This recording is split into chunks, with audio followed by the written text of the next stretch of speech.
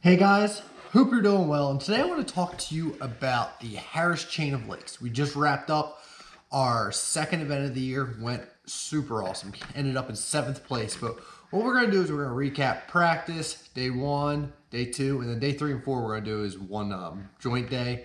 Had a little GoPro issue day 3, so unfortunately didn't catch the 20 pounds on camera, but I want to set it up, let you know how I found these fish, kind of everything I had going on. So basically, practice started off day 1. We had 2 days of practice. It was downpouring the first probably 2 hours. I went over to that real popular Banana Cove, figured I wanted to give that a shot. I'd spent some time in pre-practice. I'd gone down there. I found some hydrilla before the Elite Series was there. I was like, oh, this looks pretty good. I didn't fish it, but I knew it was basically the best hydrilla on Lake Harris. And when I saw it go down in there, it didn't surprise me at all. Like I said, I spent the 2 hours in the rain in that Banana Cove. I never had a bite. I saw a couple people catch a couple around me. There's quite a few people in there. And it sounds like it went down there in the tournament, but for me, it didn't happen. So then I started flipping around in Harris. I caught a couple out of some Kissimmee grass. I caught a couple near some docks. And from there, I went over to Lake Eustis. I kind of did a little milling around. I caught a fish on a jerkbait, caught some out of some pads, and I liked what I saw over there, and it gave me enough of an idea that I knew I wanted to start shallow there on day 2 of practice.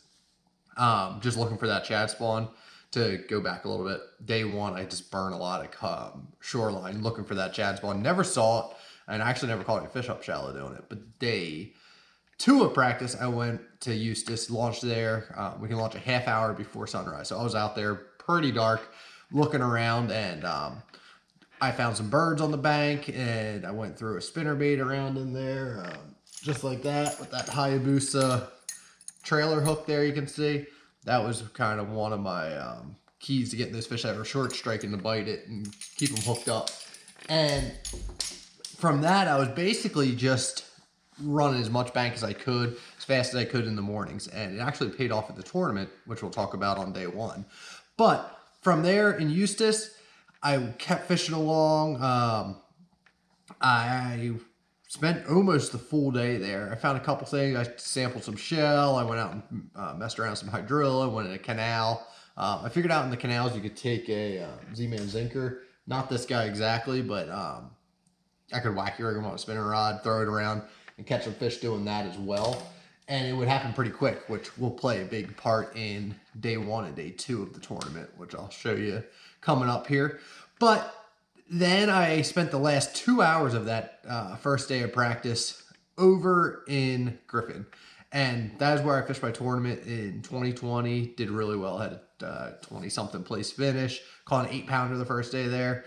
And I went over there in pre-practice before the off-limits time, and it wasn't really what I liked. It wasn't super green hydrilla. It was patchy. It was here and there. It wasn't easy to catch fish, but I had one hard spot that I had to go check.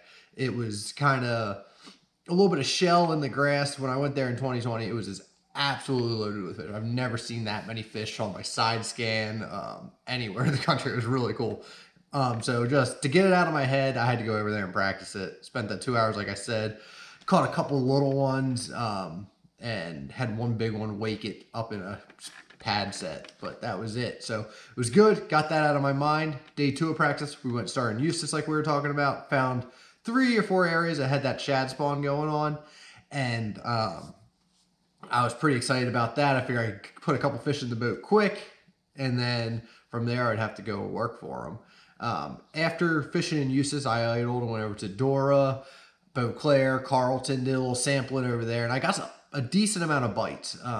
It was nothing special size-wise, but I felt like I was getting enough bites that if I could capitalize on a shad spawn in the morning of the tournament, I could go over there and have the potential to upgrade and just get enough bites that if you get enough of them flipping that Z-Man Zinkerz on that with that 5/8 ounce angler tungsten weight, you're going to get a big one eventually, which we'll show you in the days 1, 2, and 3, and 4. So thanks for watching.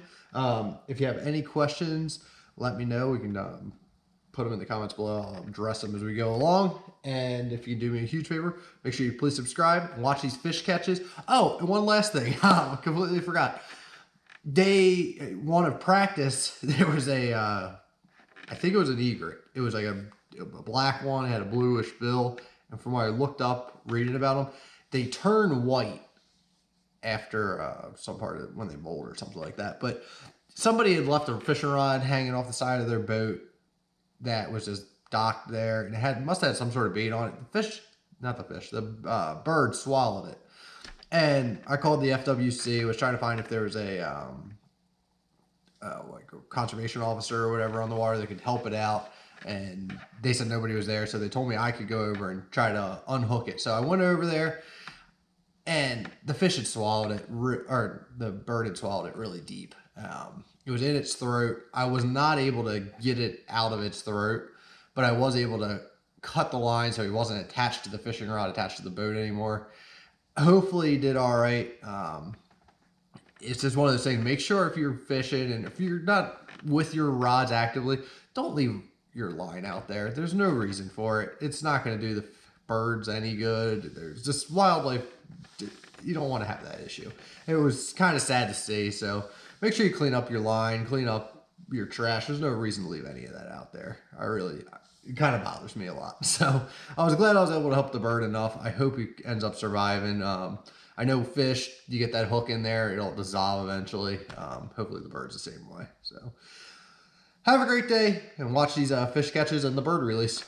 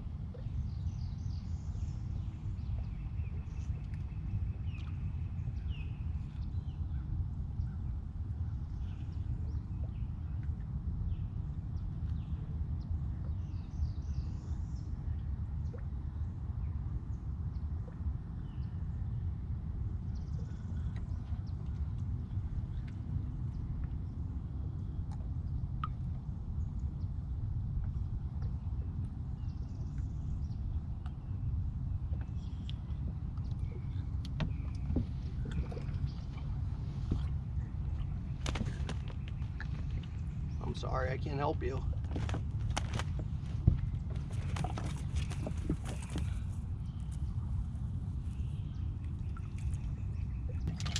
Oh, really? Just roped it. I fished like 30 more and didn't survive. Huh. So, I was pretty well grumpy about all that bullshit. And, Oh, I got one. oh, nice. Ooh.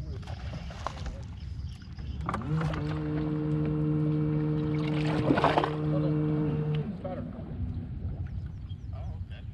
It's been a while since I set the hook. Nice one? 2.5. It would be in my bag today. Yeah, no shit. Yeah. But I went and used this, I fished a bunch of that like offshore.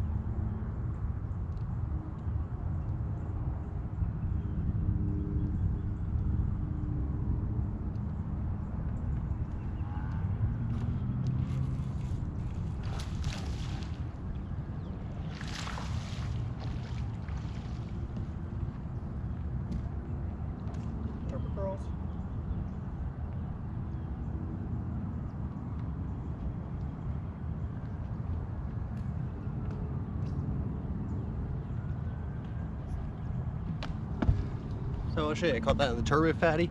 But you can see, if you get a hook that's too deep in a fish, cut it off. Look at that. He lives with that in there. They get by, it's really amazing. This one, it's still too deep. It's starting to rust away, so he'll be all right in the long run. But just make sure you do that with fish. It's amazing what they can live with.